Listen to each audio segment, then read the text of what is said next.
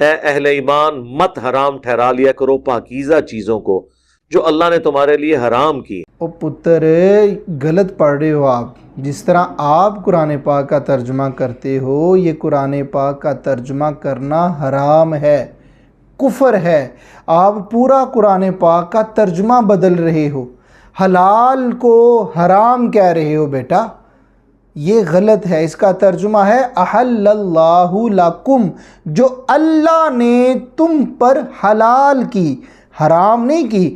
ترجمہ دوبارہ سے میرا بیٹا سن لے، یا ایھا الذین آمنو، اے ایمان والو، لا تحرموا، نہ حرام ٹھہراؤ طیبات پاکیزہ چیزیں، ما احل اللہ لکم، جو اللہ نے تم پر حلال کی ہیں۔ آپ کہی جا رہے ہو کہ جو اللہ نے تم پہ حرام کی ہیں وہ تم حرام نہ کرو۔ اے اہل ایمان، مت حرام ٹھہرا لیا کرو پاکیزہ چیزوں کو جو اللہ نے تمہارے لیے حرام کی۔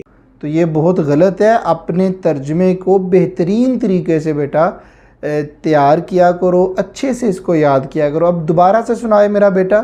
اے اہل ایمان، مت حرام ٹھہرا لیا کرو پاکیزہ چیزوں کو جو اللہ نے تمہارے لیے حرام کی۔ نہیں نہیں نہیں بیٹا، حرام نہیں ہے، حلال ہے، جو اللہ نے تم پر حلال کی، حرام نہیں کی، اللہ نے حلال کی ہیں بیٹا۔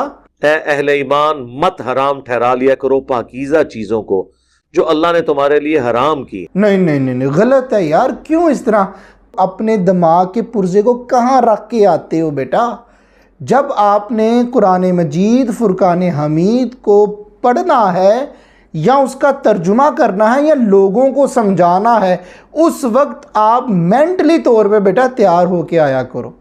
غلط نہ کہا کرو اور نہ غلط پڑھا کرو، نہ غلط سنایا کرو۔